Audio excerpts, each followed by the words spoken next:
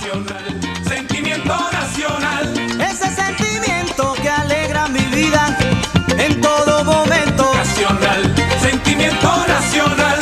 Con el sabor de mi tierra. Guaco. Y de su Ahí dice la canción así, ¿verdad? Guaco, Guaco.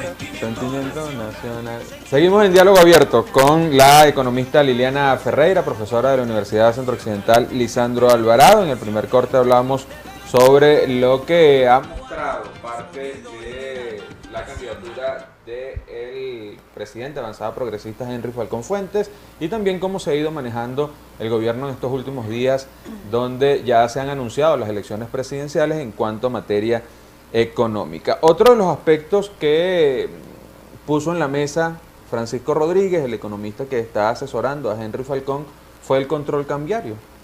Ellos dicen que bueno, de una vez que ellos lleguen van a eliminar lo que es el control cambiario.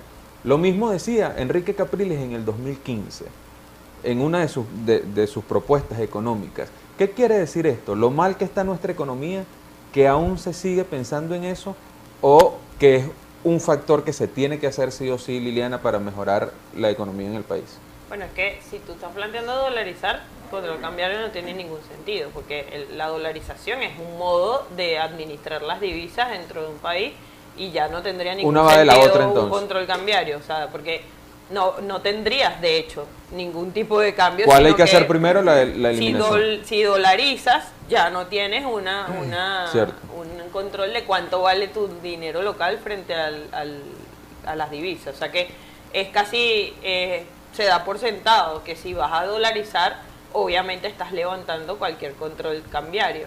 Es decir, la primera acción que tienes que hacer es levantar el control cambiario. Claro, tendrías que inmediatamente plantear la forma en que vas a dolarizar, si eso es lo que vas a hacer, y cómo se va a llevar a cabo el proceso, si va a ser acordada con el gobierno de los Estados Unidos, autorizada, y se va a hacer por vía de consenso entre la Fed norteamericana y el gobierno venezolano. Tendrías que modificar la Constitución para modificar entonces, hacer todo el proceso desde la Constitución para abajo de cómo sería adoptar una nueva moneda de curso legal en ese sentido. Por eso la dolarización sería un poco más lenta de lo que sería adoptar, por ejemplo, criptomonedas como alternativa de manejo de las monedas o del comercio internacional. Allí no tendrías que hacer modificación de la Constitución, simplemente la adopción de la moneda, que podrías utilizar incluso la misma plataforma del petro. Porque una cosa que debemos superar en términos políticos en Venezuela es que cuando llega un gobierno nuevo se abandona por completo todo lo que vienen haciendo los anteriores, sin rescatar o sin tomar en cuenta que hay políticas que, encaminadas de una mejor manera o encaminadas con otros objetivos, pueden llevarte más rápido a donde quieres llegar. Por ejemplo, el tema de controlar la hiperinflación o de controlar la posibilidad de adquisición de bienes y servicios en el exterior, o de todas las posibilidades que puedes llegar a tener de tener un mejor flujo de dinero entre el resto del mundo y lo que se produce en el país. Quiere decir, Liliana, que entre estas dos propuestas, la más viable, o por lo menos la más efectiva, sería la criptomoneda, el petro en este caso. Sí, la más rápida en este caso sería darle fortaleza a todo lo que es el sistema de criptomonedas dentro del país, al uso, todo lo que sería legalizar las criptomonedas dentro del país. Hasta este momento, por ejemplo, Alemania ha empezado a legalizar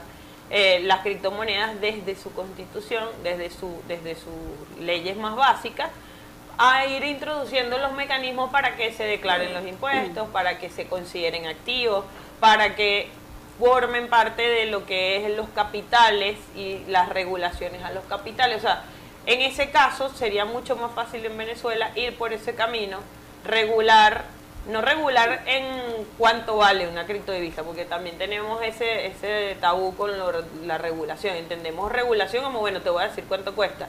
Regulación es que yo la pueda considerar un activo, que yo la pueda medir dentro de los balances, que yo declare impuestos basados en esos bienes de capital, que la use como medio de pago, que regule las comisiones y los intermediarios, o sea, que tenga una plataforma institucional que controle todo ese procedimiento. Pero según lo que tú me estás diciendo, entonces también se tendrían que cambiar las leyes o la Constitución si se legaliza la criptomoneda. Se tendrían que cambiar algunas leyes. Se tendría que cambiar, por ejemplo, el tema de todo lo que tiene que ver con la contabilidad o con los registros contables, tendrías que incorporar a las criptomonedas como un activo y todos los cambios que tendrías que hacer para poderlas considerar así.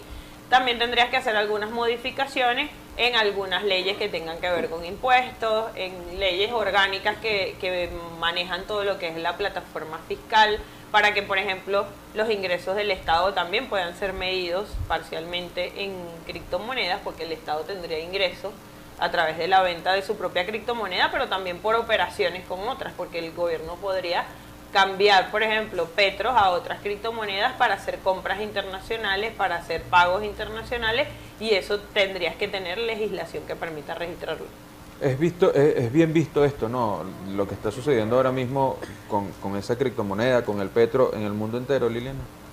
Hay como dos posturas. Hay una postura que dice que es un mecanismo del gobierno para esquivar sanciones, para esquivar regulaciones y para seguir haciendo negocios no registrados o actividades que son de difícil seguimiento.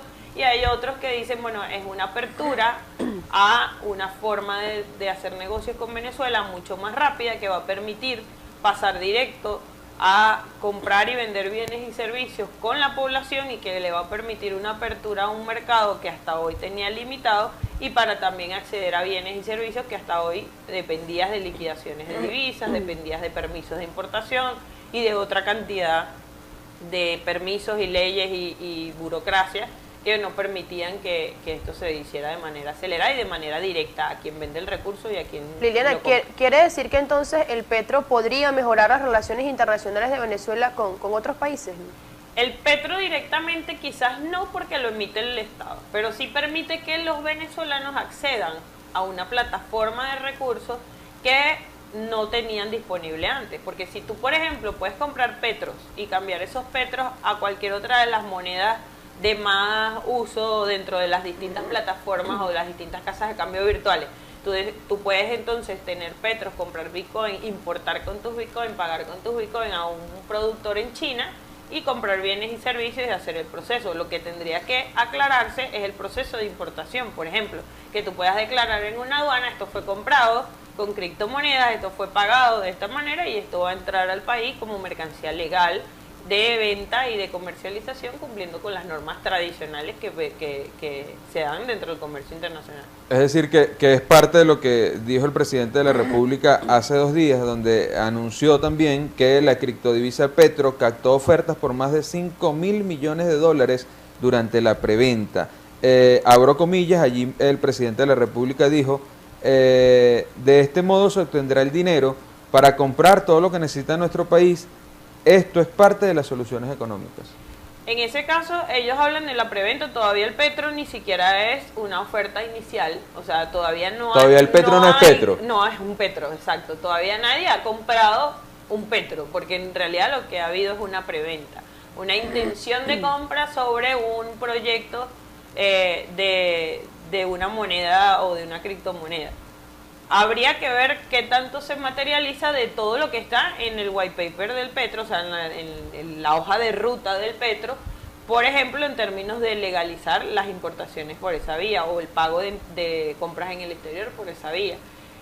Mientras tanto, es más como que la intención de lo que va ocurriendo que realmente esté ocurriendo, de hecho, que esa cantidad de oferta vaya a materializarse en verdadera compra.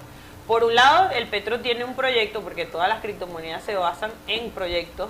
Obviamente el petro, al estar basado en petróleo, es un proyecto muy seguro, porque sabemos que el petróleo es un recurso que tiene un mercado y que lo va a tener por mucho tiempo. En ese sentido, no tiene el riesgo de otras criptomonedas que de pronto se basen en proyectos de mercados que no está seguro que vayan a ser exitosos.